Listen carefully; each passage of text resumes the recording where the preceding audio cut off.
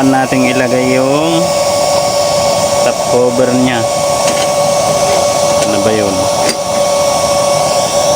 So ito yung top cover nya. Yan ang apoy nya, yung ating fountain flame na use oil stove. Ayan okay. So ito yung nakita nyo na ang lakas ng apoy. So kahit tanggalin nyo ito, okay siya. Kasi pag nasalangan naman, yun na ang ano dito yun na ang harang. Pwede namang maidikit dito yung pit ng isasalang nyo, pwede nang dyan. So ito basic lang. Ito ituro ni Sir SDB Technovision kasi gusto niya magtulungan daw tayo. Yun ang lagi niyang sinasabi sa akin. Maraming salamat sa iyo, Sir SDB Technovision.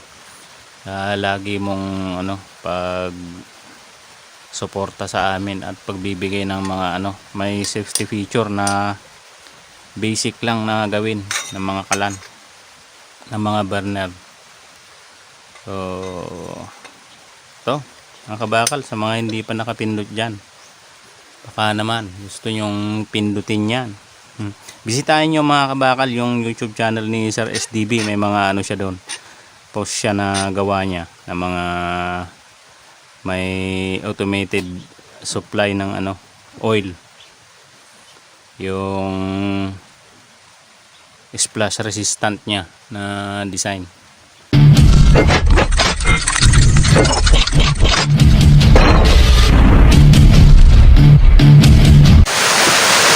So kumusta mga kabakal? Maulan dito sa amin ngayon. So ito tutorial natin itong fountain flame. Madali lang ito. Parang yung ordinary burner lang natin. Ito yung burner.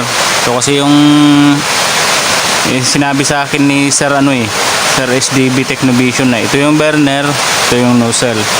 So yung ating burner 3 inches ito. 3 inches. Ito 8 cm. Okay lang kahit lumagpas. Kasi yung butas nandun naman. Kasi walang butas dito sa ibabaw. So itong ating pala yung nailagay ko noon, nag flame test ako, ay yung 24 holes. Pero na lang ito, 18 holes na lang yung natira. Tapos naka-twisted, kaya pala malakas. Naka-twisted yung oil distractor. 6.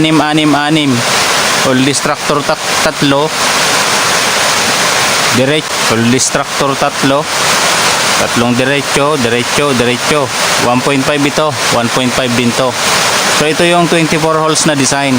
Bali 18 lang yung gumana kasi walang dapat dito sa top walang butas para hindi niya itulak yung apoy pataas. Tapos itong susunod ay itong kanyang saklob. Ito 3 cm ito. 3 cm. Tapos naglagay ako ng plate. Diyan ko kinabit yung saklob sa ilalim. Tapos yung naman sa ibabaw, itong D4 din. Tapos yung plate doon, ito D3 ito. 3 inches ito. 2 cm naman yung niya, yung height niya. So ayan siya. So ayan. Tapos ang sunod kong ginawa ay itong unang layer na niya, plate niya. So bale ito 1.5 cm ito. 1.5 cm. Sukatin nyo na lang yung i-try nyo dito yung height para masukat nyo kung gaano kataas yung paa. So ayan. Tapos dito sa taas 1.5 cm din yung Tapos ito 2 inches ito. Tapos 0.7